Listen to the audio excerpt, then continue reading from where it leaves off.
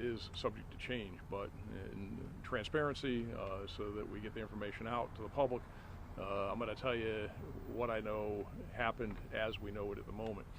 So the address of the occurred here is 4370 82nd Avenue North, so it's probably about just a quarter mile down behind me on the south side, or behind me on the right.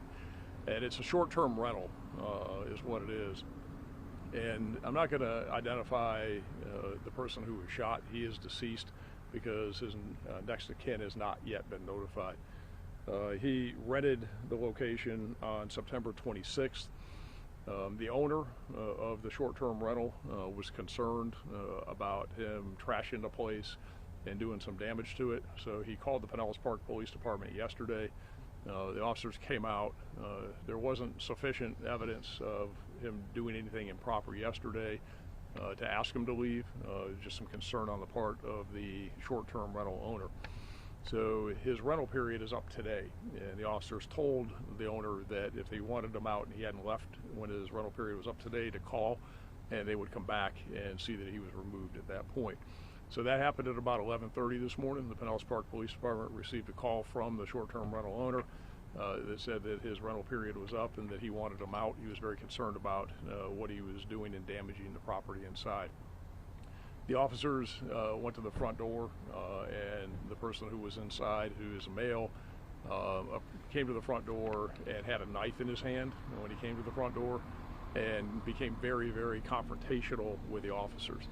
He then barricaded the front door. It looks like he probably put some furniture in front of the front door, and in essence, a standoff ensued between the officers and the person who was inside. The officers made contact with him, talked to him by phone.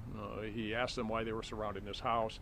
They explained to him what was going on, trying to get him to leave, and he refused. There were probably attempts where they didn't make any further contact, probably about 40 times where they tried to contact him to get him to leave, left voicemails, and kept calling and calling, but he wouldn't come out. The owner was insistent that he did want him out, so the officers formed what we call a contact team, which has officers with less lethal, as we call it. These are beanbag type rounds because they knew he had a knife, as well as officers, of course, that have their handguns. So they went in through the garage door, and the owner told them the garage door was accessible. So on the west side of the house, the officers with the contact team with less lethal, knowing he had a knife, as well as, of course, their handguns, went in and they had shields. When they went inside, the subject was inside the living room area of the residence. He refused to follow commands. The officers did use their less lethal rounds, the beanbag rounds, to try and stop him. That didn't stop him, and he went toward Corporal Graham Fox, and he ended up with a knife. He ended up striking Corporal Fox in the upper right shoulder, and he received a very small laceration. He's fine, but he did receive the laceration. So when the subject cut Corporal Fox, Officer Grayson, Greyson, and his last name is hyphenated. It's Ekdale, Ekdal hyphen McBride. Officer Ekdale McBride fired several rounds, striking the subject in the chest area and the upper body area. The subject was taken to the hospital, and he was pronounced deceased at the hospital. That's about what we know at the moment. Again, we still have a lot of interviews to do. We have to process the crime scene. We do have a picture of the knife that he had, that he did lacerate Corporal Fox with, and what he came after Corporal Fox and came after the officers. And this is, again, he came after them after he had been struck with the less lethal rounds, the beanbag rounds. So I'll have our public information office give you a copy of the photo of the knife, and I'll take any questions you have, but that's really what we know at the moment, and is the investigation is still underway. Anybody have anything? When you said there were several rounds, do you have an approximate? Probably 4 or 5. And then you said upper body, you said chest, was the head included? No, well? he didn't. There was no head shot. He was shot upper body, shoulder area.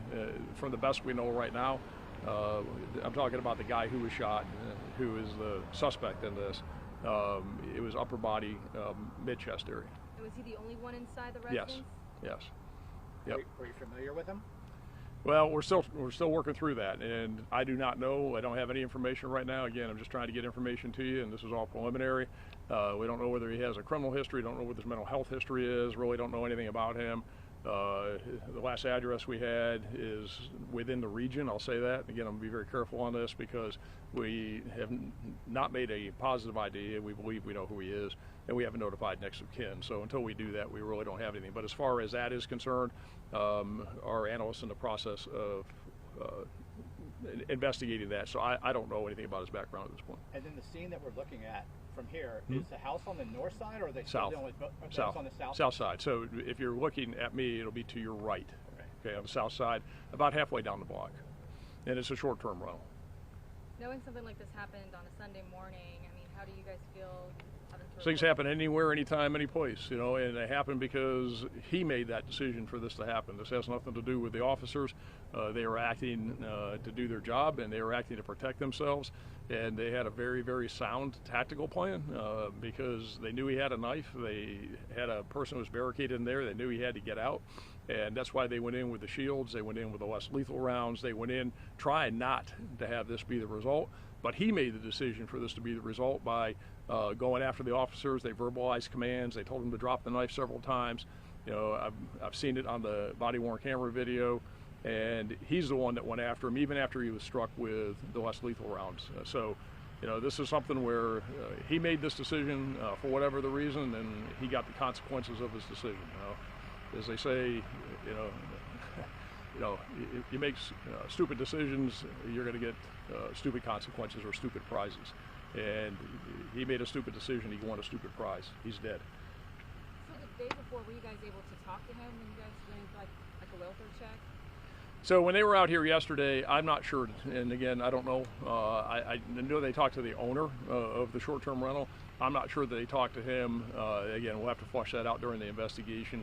I don't know the answer to that at this point. But walking up to the home, did you guys see any signs of concern? No, that's why they went up and knocked on the front door. I mean, that's what you do. You got a complaint that says, hey, look, this guy's rented this place from here to here. That period of rental is over with. He needs to go. He's not going. I need him out. They go up and knock on the door, and he approaches the front door with a knife in his hand and is confrontational to him. He made those decisions. It's a bad decision, and he got a bad result out of it. And then he barricaded the door and talked to him once and wanted to know why his house was being surrounded and was very confrontational with the officers. So, you know, that's what happened. Can you, it's Corporal Graham Fox? Right. Can you spell Graham?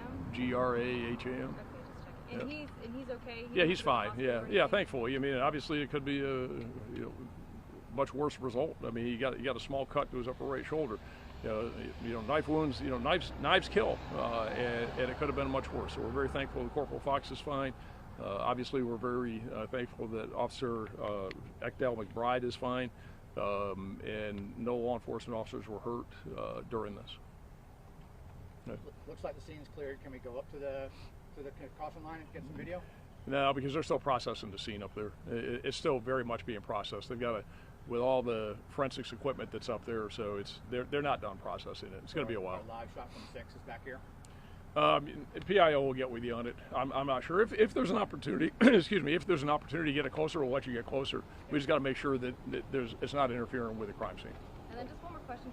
You said you guys came to the house at 11:30. Around how long were you guys kind of doing the standoff? So 2 hours. So officers arrived around 11:30, and the shooting happened shortly before 1:30. About 1:27, 1:29 p.m. is when the shooting happened. And again, they spent that whole entire time trying to communicate with this guy, trying to de-escalate the situation, trying to have this not be the result.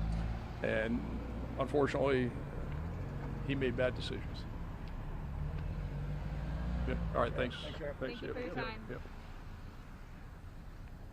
Excuse me. We were wondering, is this Corporal Fox? We saw it on Facebook. Yep. Okay. Yep.